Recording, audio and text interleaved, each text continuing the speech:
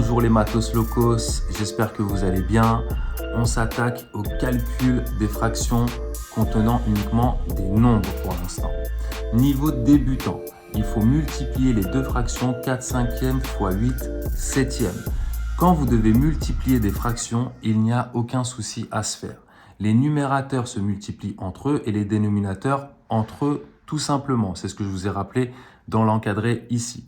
On obtient donc tout simplement, on peut écrire une seule fraction, 4 fois 8 au numérateur et 5 fois 7 au dénominateur. Tout se passe pour le mieux dans le meilleur des mondes et on passe tous les jours un happy day. 4 fois 8, on fait le calcul, ça donne 32. 5 fois 7, ça donne 35. Et hop, voilà, nous avons le résultat 32 sur 35. Il faut toujours vérifier si la fraction que vous donnez est irréductible ou non. Sinon, vous risquez de perdre des points. Mais on va y arriver dans les exercices suivants.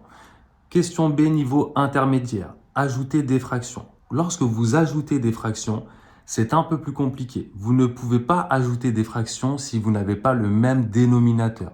Donc l'astuce consiste à obtenir le même dénominateur. Pour ça, vous avez deux façons de faire. La première façon qui marche tout le temps, c'est de prendre le premier dénominateur, ici 3, et multiplier en haut et en bas la fraction par le nombre ici, donc 3. Et de la même manière, multiplier par 9 en haut et en bas, ici au numérateur et au dénominateur. Vous allez nécessairement obtenir le même dénominateur qui sera 9 fois 3. Mais on peut aller plus vite et on peut être malin. Parce que obtenir le même dénominateur, en fait, qu'est-ce qu'il suffit de faire? Puisque 9 est un multiple de 3, si je multiplie cette fraction au numérateur et au dénominateur par 3, j'obtiendrai bien le même dénominateur ici et là. C'est ce que je vais faire.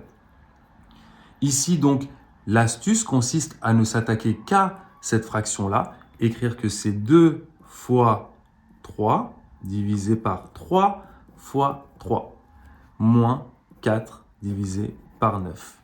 Ici, j'ai multiplié en haut et en bas par 3. Pourquoi? La ligne d'après, je vais obtenir quoi? 3 fois 3 au dénominateur 9. Au numérateur, j'ai 6, moins 4 sur 9. Je suis content, j'ai le même dénominateur et ce n'est qu'à partir de ce moment-là où vous avez le droit d'ajouter vos deux fractions et donc tout simplement écrire 9 puisque c'est le dénominateur commun et au numérateur faire le calcul 6 moins 4, 2. La fraction est bien irréductible. Je peux passer à la question suivante. Question C, niveau avancé, diviser des fractions. On a une fraction que l'on divise par une autre fraction. La règle nous dit que diviser une fraction par une autre revient à multiplier la première par l'inverse de la seconde.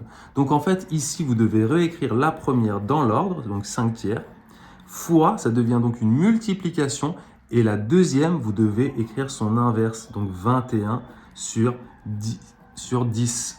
Arrivé à cette étape, vous pouvez faire comme précédemment. Regardez, on a la même chose ici que là. On doit multiplier deux fractions entre elles.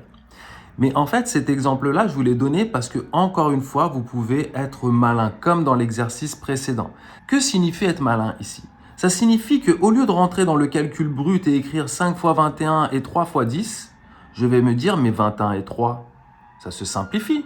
Ah oui, même 21, c'est même divisible par 3. Et 5 et 10, ça se simplifie aussi. Du coup, pour que ce soit plus clair, regardez, je vais changer la place de 21 et de 5. Voilà, j'ai le droit de faire ça. Pourquoi? Car on a des multiplications de fractions. Vous avez le droit de changer de place les numérateurs ou les dénominateurs. Ok? Alors maintenant, ça va devenir très simple parce que 21 divisé par 3, ça donne 7. Et 5 divisé par 10, ça donne 1 demi. Et maintenant, je peux appliquer la règle des multiplications de fractions. 7 fois 1, ça donne 7. Et en fait, ici, c'est comme si vous aviez un sur 1. Donc, ça fait 1 fois 2 qui donne 2. Voilà, merci, au revoir, have a happy day.